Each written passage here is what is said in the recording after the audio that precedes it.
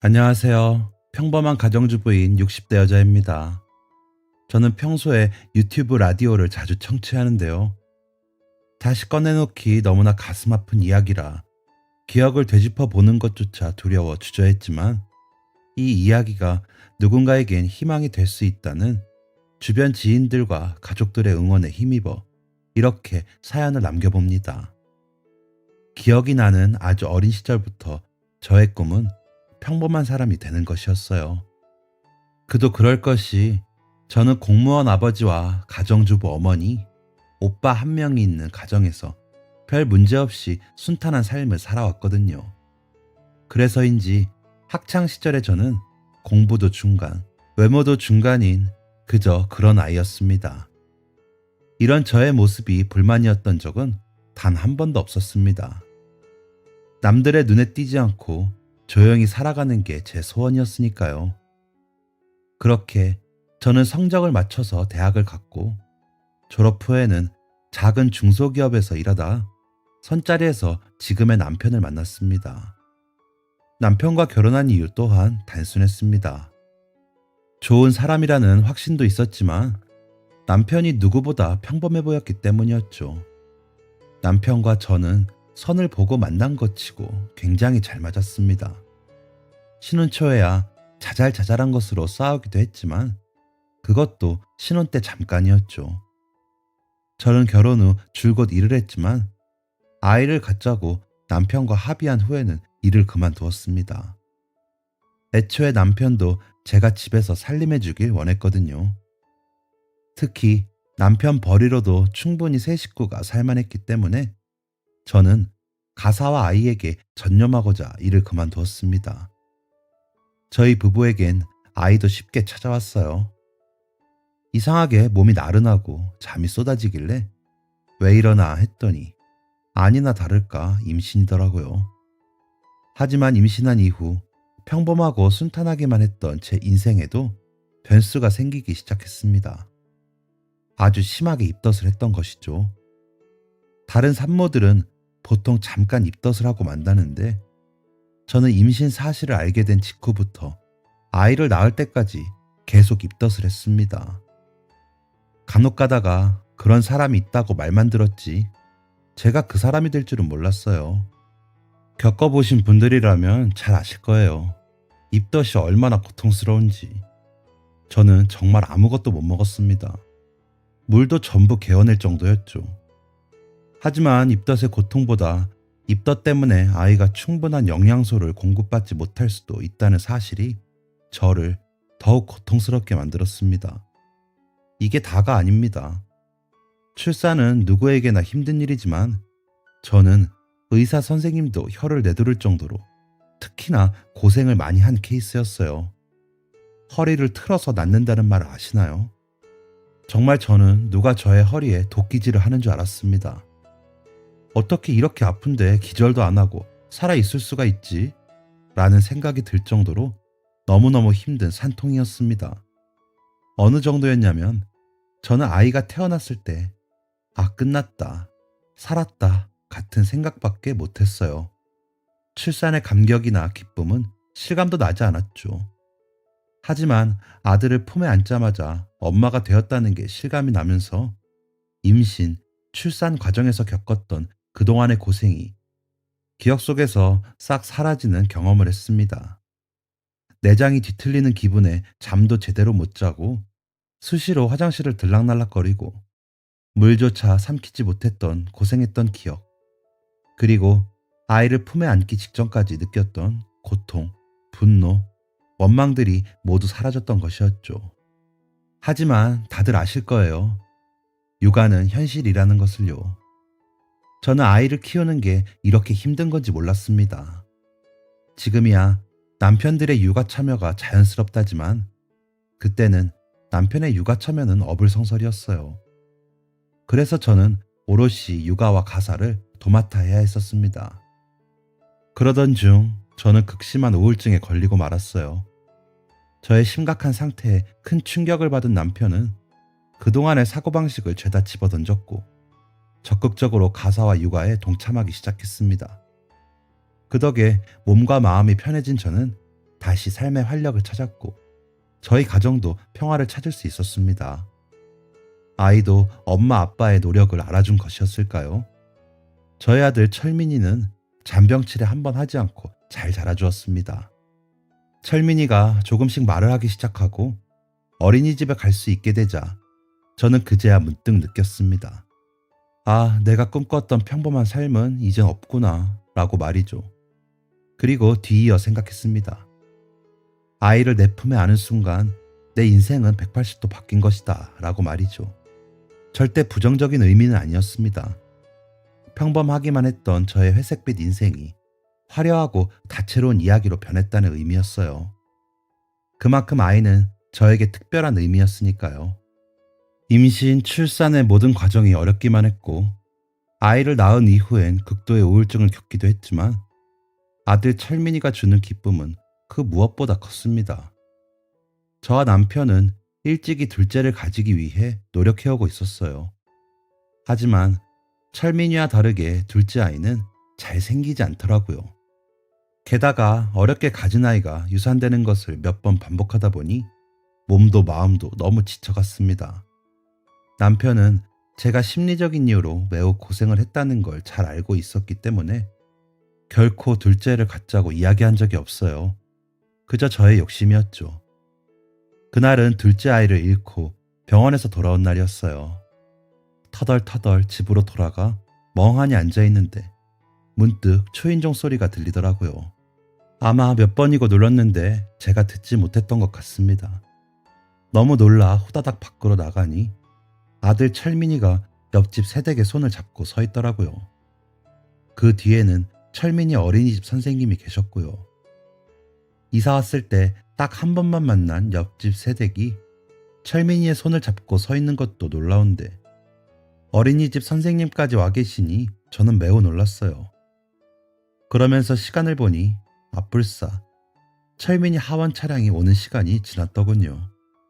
제가 입을 떡 벌리고 당황해하고 있자 옆집 새댁은 이 집 아이인 거 알고 있는데 어머니가 전화도 안 되시고 집이 어딘지도 정확히 모른다고 하셔서 제가 데리고 왔어요 라며 멋쩍게 웃었습니다.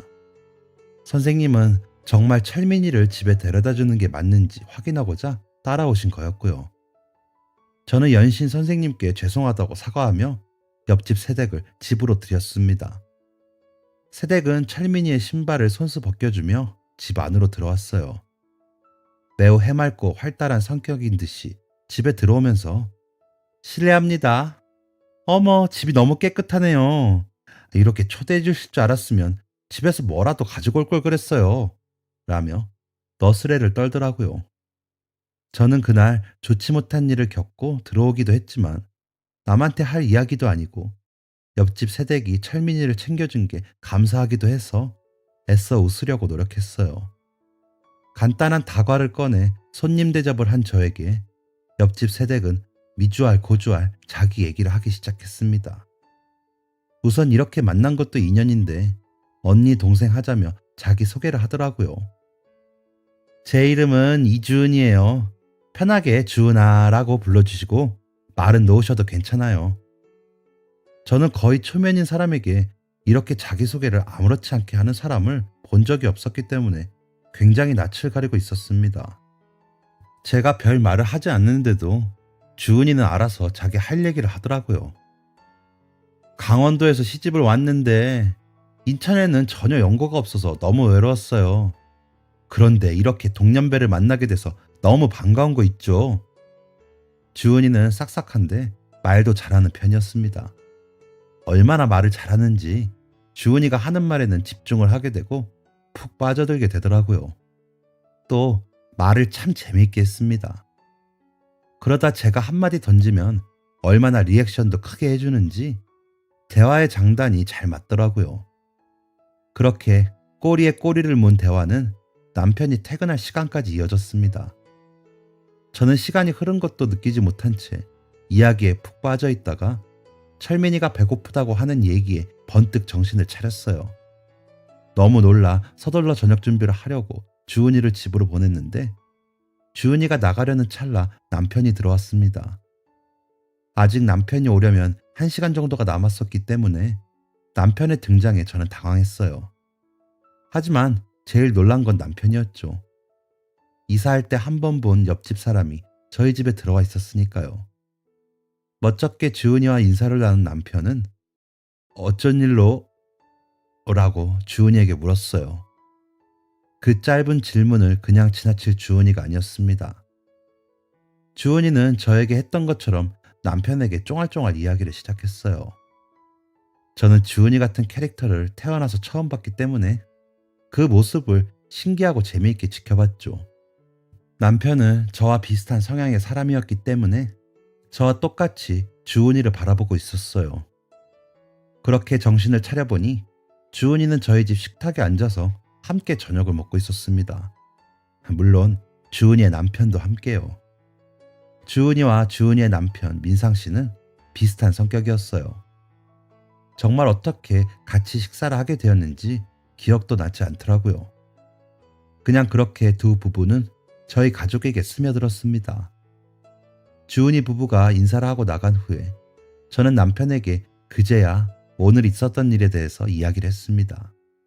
둘째 아이를 잃었고 그 때문에 철민이를 제대로 챙기지 못했는데 주은이가 도움을 주었다는 것 전부를요.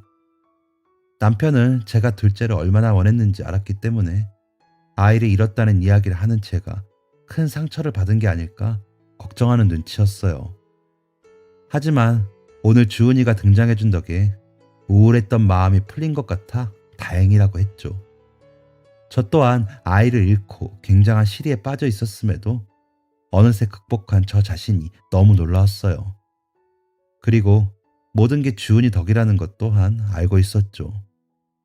이런 일을 첫날부터 겪어서인지 저희 부부와 주은이 부부는 정말 좋은 이웃관계로 잘 지냈습니다.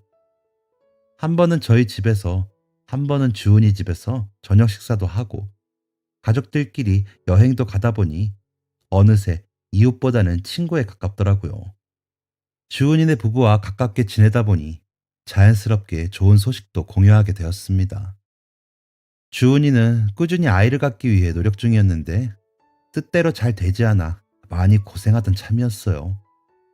그런데 어느 날 임신을 했다며 헐레벌떡 달려오더군요. 저는 나한테 친동생이 있었으면 이랬을까? 라는 생각이 들 정도로 온 마음으로 축하해 주었습니다. 주은이는 특별한 문제 없이 건강한 아들을 출산했어요. 아이도 건강히 잘 태어났습니다. 저와 저의 남편, 주은이와 주은이의 남편은 이제 두 집 다 아이가 생겼으니 아이들이 조금 더 크면 같이 여행도 다니자며 들뜬 마음으로 계획을 세웠어요. 저희는 주말이 되면 들로 산으로 많은 추억을 쌓으러 다녔습니다. 또 주변에 남자아이의 엄마가 있으니 여러모로 마음에 큰 위안이 되고 도움도 되더라고요. 그런데 주은이의 아들이 새 돌이 되던 해 생각하지도 못했던 비극적인 일이 벌어졌습니다. 저희 부부, 주은이네 부부는 그날 캠핑을 가고 있었습니다. 아이들 때문에 매번 가까운 거리만 가다가 처음으로 장거리로 여행을 떠난 날이었죠. 두 가족은 설레는 마음으로 잔뜩 짐을 쌌습니다. 1박 2일 일정일 뿐인데 짐은 거의 3박 4일 양에 가까웠죠. 저는 주은이에게 이게 차에 다 들어갈까? 라고 물어봤습니다. 주은이가 캠핑에 가서 먹겠다고 싼 음식들의 양이 상당했기 때문이죠. 주은이는 그런 저에게 못 먹으면 다시 싸와서 먹으면 되지. 언니는 별 걱정을 다 한다. 라며 씩 웃었어요. 두 부부는 캠핑 계획을 세울 때부터 SUV 차량을 가지고 있는 민상 씨의 차를 타고 갈 계획이었습니다. 그런데 이게 웬걸? 민상 씨 차에 짐을 싣고 나니 사람이 탈 자리가 없더라고요. 아이들을 태울 카시트까지 둬야 했는데 그렇다고 짐을 빼자니 주은이가 며칠 동안 준비한 게 아깝고 그래서 결국 민상 씨 차에 짐을 싣고 남편의 차에 아이들을 태우고 가기로 결정했습니다. 남편과 민상 씨의 차는 동시에 출발했습니다. 하지만 저의 차에는 아이들이 타 있다 보니 중간중간 쉬어가야 하는 일들이 생겼어요. 그렇게 긴 거리는 아니었지만 두 아이를 한꺼번에 데려가는 게 생각보다 어렵더라고요. 저희 아이는 그래도 괜찮았는데 고작 3살밖에 안 된 주은이의 아들은 오랫동안 차를 타는 게 꽤나 힘들었었나 봅니다. 아무튼 아기가 보채서 휴게소에 들어가는 저희 차를 따라 들어온 주은이네 부부는 저희 부부에게 도착하는데 얼마 안 남은 것 같으니까 혹시라도 중간에 멈춰야 하는 상황이 생기면 애들 추슬러서 와. 우리가 먼저 가서 세팅해놓고 준비해놓고 있으면 더 편하지 않겠어? 라고 이야기했습니다. 그렇게만 해준다면야 빨리 가서 캠핑 용품을 설치해야 한다는 부담감이 없으니 저나 남편이나 좀 더 아이들을 여유롭게 데려갈 수 있을 것 같았어요. 그래서 그래, 그러면 혹시 아이들이 힘들어하면 조금 쉬엄쉬엄 갈게 라고 이야기했습니다. 그런데 지금 이렇게 글을 쓰면서도 눈이 시큰하네요. 어떤 것부터 잘못된 것인지 잘 모르겠어요. 그냥 그 캠핑을 갔으면 안 됐던 걸까요? 아니면 주은이네 부부와 친해지지 않았어야 했던 것일까요? 저희 부부와 주은이네 부부는 다시 출발했지만 얼마 지나지 않아 멀미를 한 철민이가 토를 하면서 차를 세워야 했습니다. 아이를 추스르고 다시 차를 몰고 조금 여유롭게 가는 듯 했는데 고속도로 멀리서 연기가 피어나는 게 보이더군요.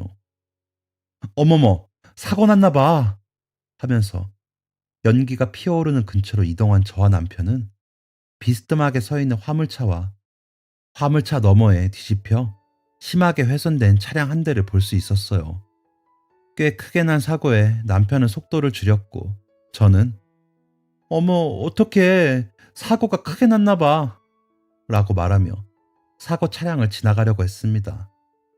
신고를 하기 위해 위치를 파악하면서 말이죠.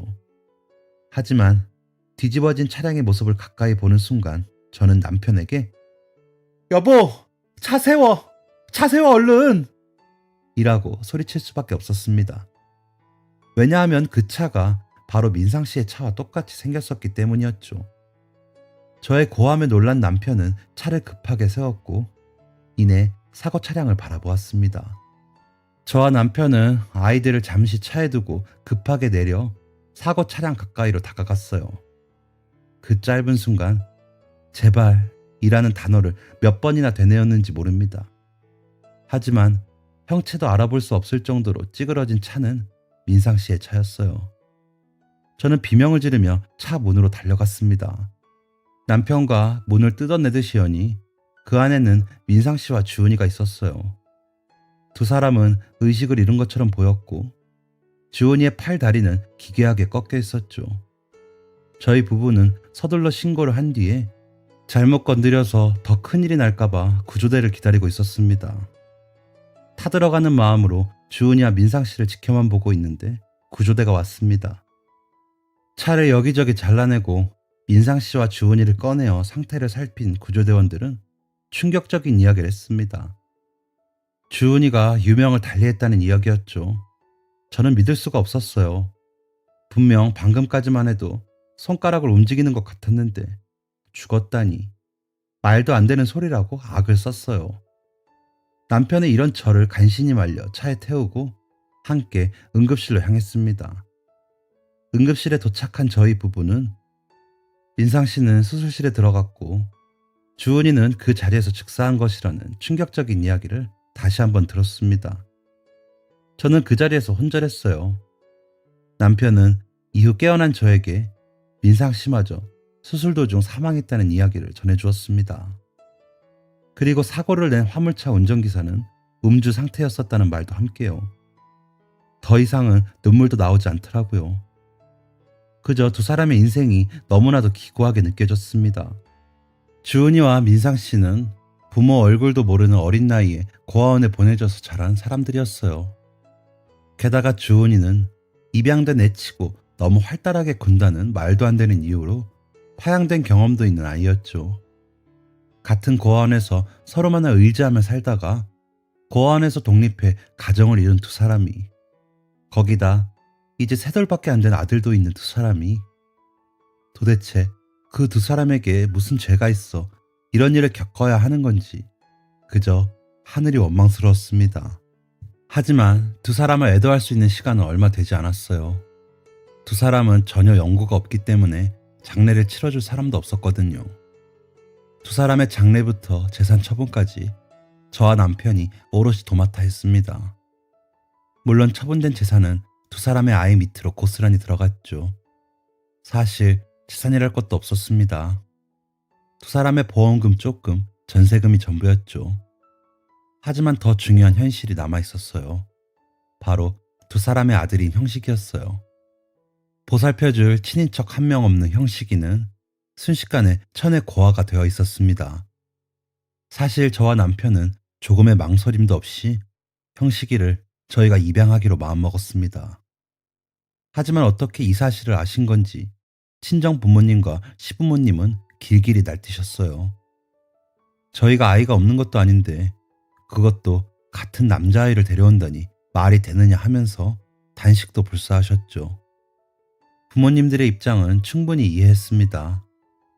아무래도 보수적인 가치관으로 살아오신 분들이었으니까요.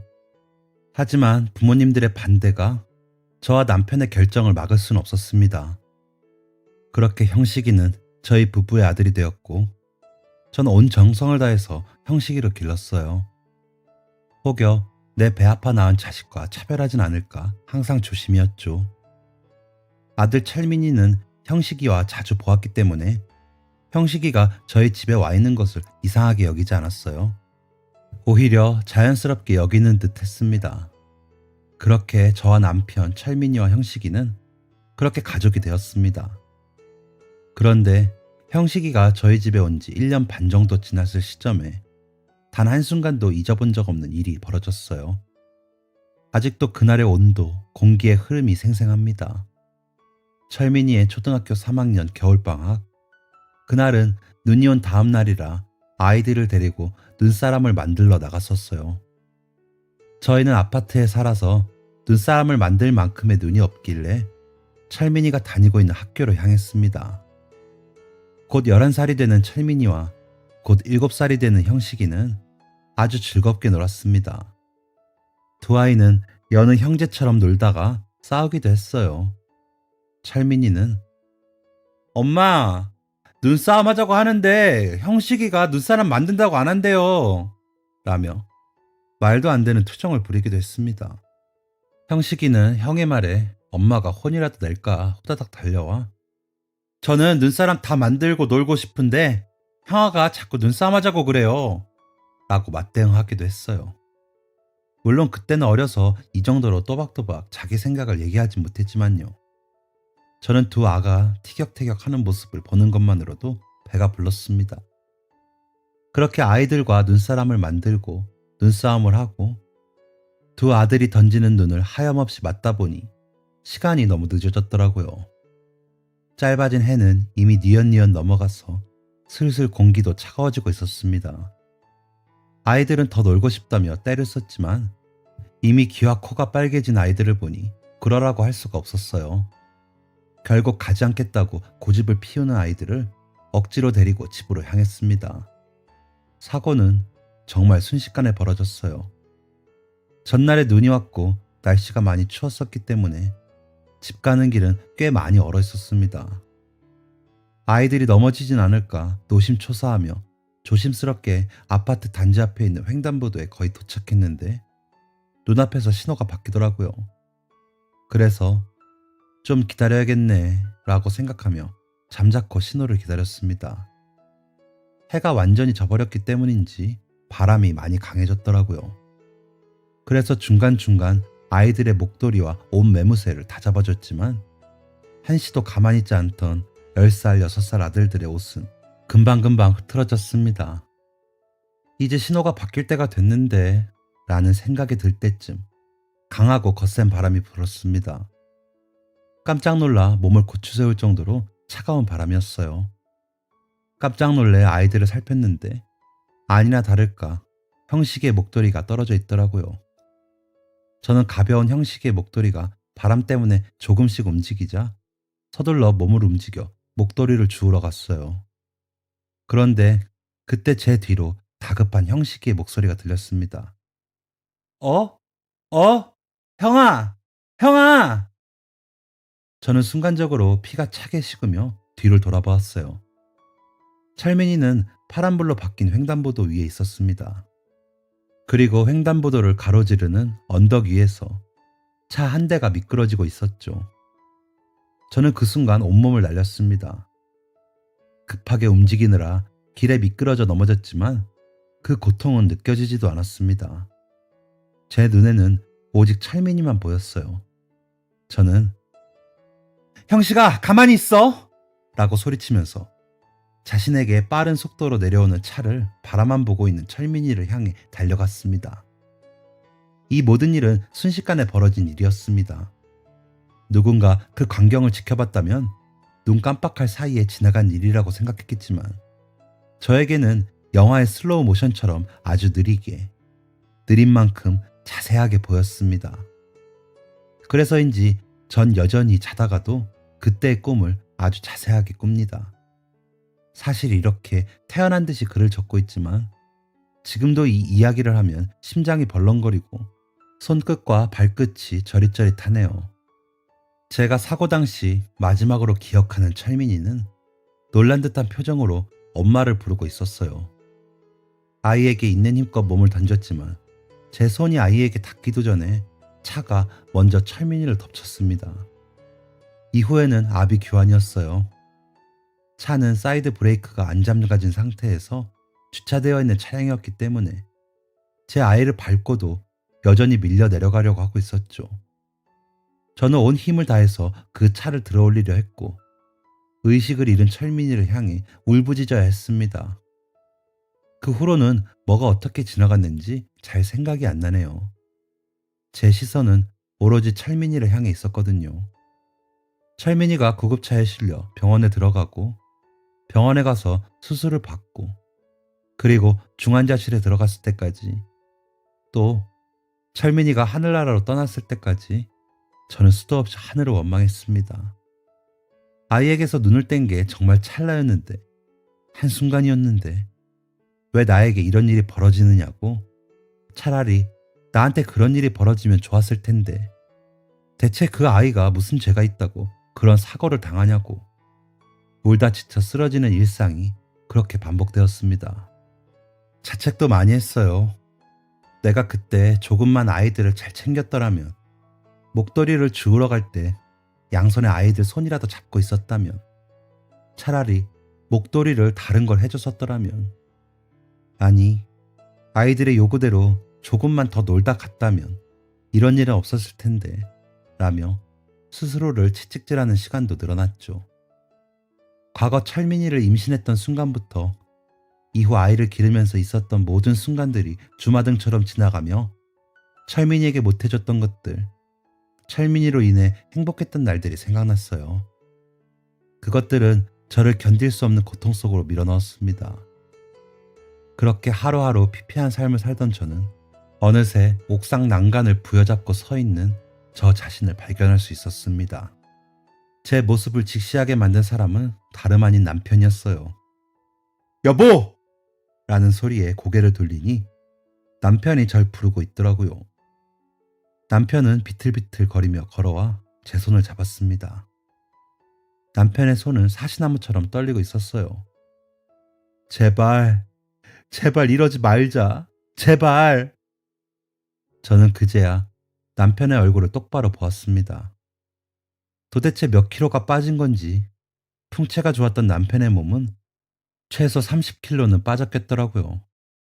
피골이 상접한 듯 퀭한 눈과 뼈가 훤히 드러나는 손을 보니 내가 지금 뭐하고 있는 건가 라는 생각이 들었습니다.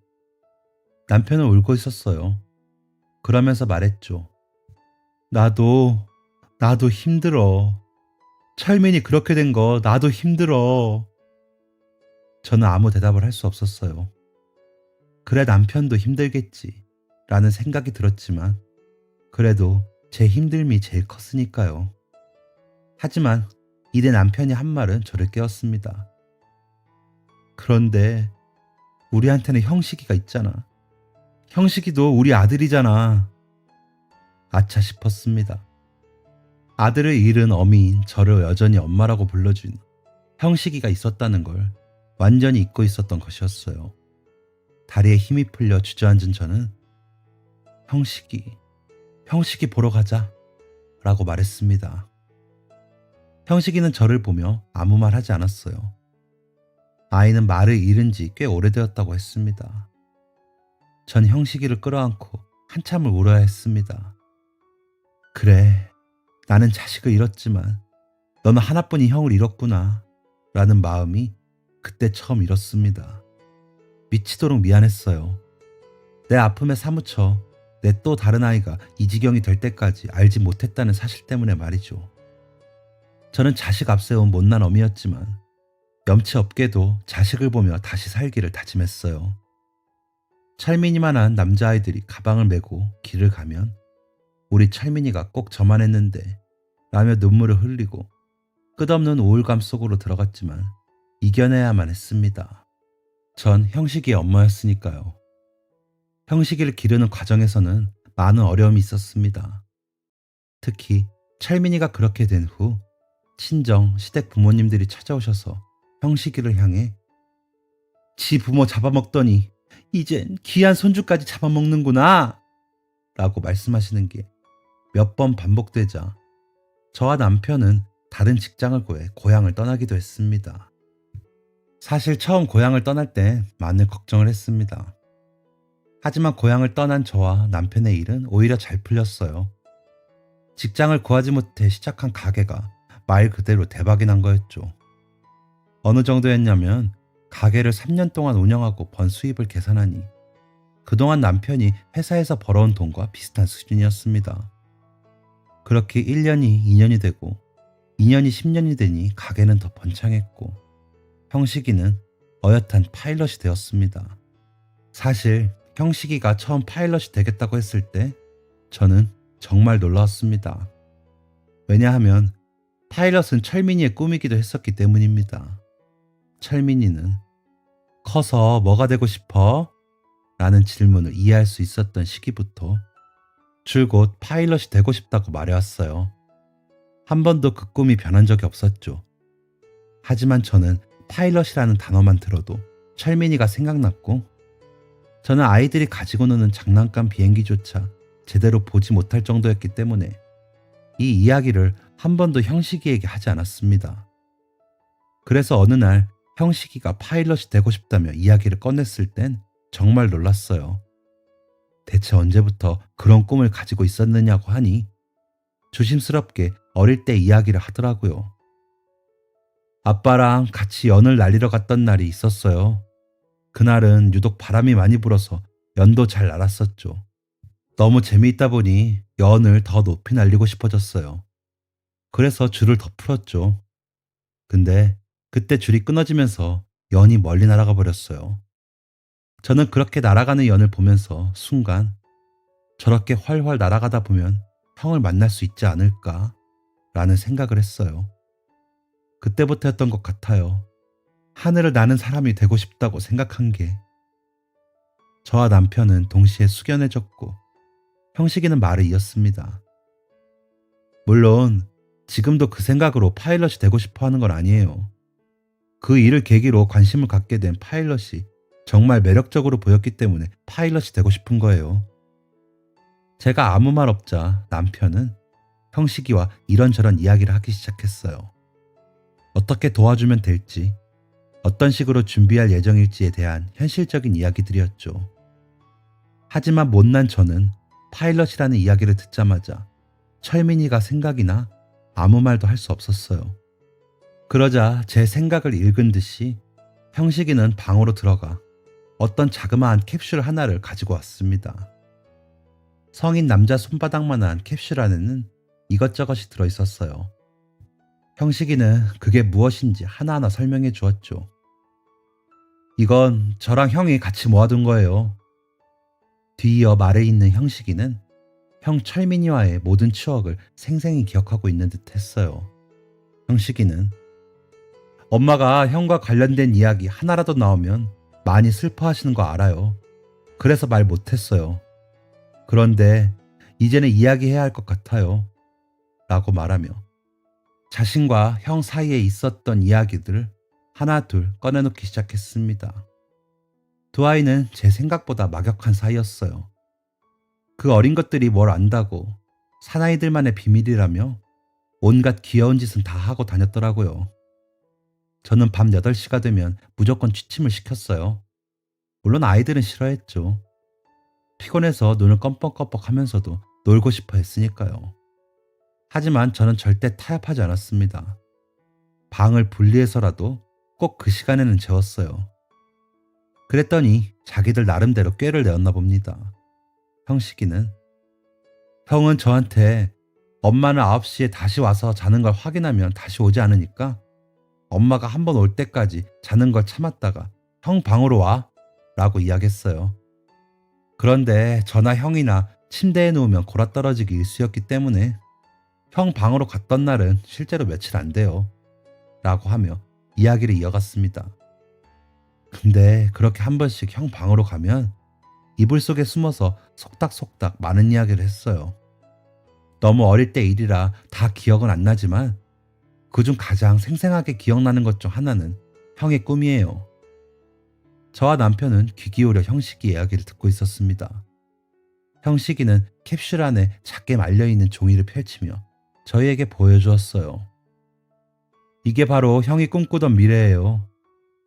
빛이 바랜 종이 안에는 환하게 웃고 있는 가족들의 얼굴과 비행기를 타고 높게 날아가 있는 철민이의 모습이 그려져 있었어요. 저와 남편이 흐르는 눈물을 억지로 삼키고 있을 때 형식이가 말했습니다. 형은 이 그림을 그리면서 형이 만약에 파일럿이 안 되면 너가 꼭 해주는 거다 라고 말했어요. 그때 저는 형이 하면 되지 왜 나한테 시키냐라고 불만스럽게 말했는데 형은 그냥 나중에 파일럿 말고 다른 게 되고 싶어지면 어떡해 라고 말하더라고요.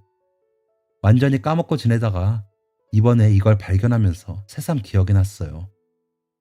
저와 남편은 놀라운 마음을 감출 수가 없었습니다. 두 아이가 이런 이야기를 해왔다는 것도, 형식이도 오래전부터 파일럿의 꿈을 키워왔다는 것도, 철민이가 꿈을 대신 이뤄달라 말했다는 것도 뭔가 지독하게 짜여진 운명의 수레바퀴 안에 갇힌 듯한 느낌이었죠. 저는 형식이의 이 이야기를 듣고 형식이가 꿈꾼 길을 갈 수 있도록 최선을 다해 지원해주기로 했어요. 남편의 일이 잘 풀려 다행이었죠. 이 일도 어느새 과거가 돼버렸네요. 형식이는 아리따운 아가씨와 결혼을 해서 가정을 이루고 살고 있습니다. 최근엔 3살짜리 예쁜 딸아이를 얻었죠. 왜 3살짜리냐고요? 왜냐하면 형식이가 아이를 입양했기 때문입니다. 저와 남편은 형식이가 자신의 친부모의 존재를 정확히 알길 바랬어요. 얼마나 훌륭한 사람들인지, 얼마나 큰 사랑을 받으며 태어난 아이인지 알길 바랬죠. 그래서 아이가 입양이라는 단어를 알게 되었을 시점부터 자연스럽게 입양 사실과 부모에 대한 이야기를 알렸습니다. 오늘 사연에서 적은 이야기는 형식이가 다 커서 결혼을 했고 자신도 입양을 하고 싶다는 생각을 비췄을 때가 되어서야 말할 수 있었네요. 형식이는 자기 아내와 함께 입양한 아이에게 누구보다 큰 사랑을 주고 있습니다. 자기가 저와 남편을 통해 새 인생을 살게 되었던 것처럼 자신도 이 아이에게 새로운 인생을 선물해주고 싶다면 말이죠. 전 어릴 적 꿈인 평범한 인생을 살지는 못했어요. 하지만 그래도 후회는 없습니다. 여전히 가슴 저린 고통에 힘들 때가 있지만 늘 저의 곁에 있어주는 사랑하는 남편과 아들, 며느리, 그리고 손주가 있으니까요. 저와 같은 고통을 겪어보신 분들이 있을 것이라고 생각됩니다. 부디 저의 이야기가 그런 분들에게 위안이 되길 바랄게요. 저의 사연은 여기까지입니다. 읽어주셔서 감사드리고 여러분 모두 행복한 하루 보내세요. 지금까지 사연 들어주셔서 감사합니다. 사연이 재밌으셨다면 구독과 좋아요를 눌러주세요. 감사합니다. 안녕히 계세요.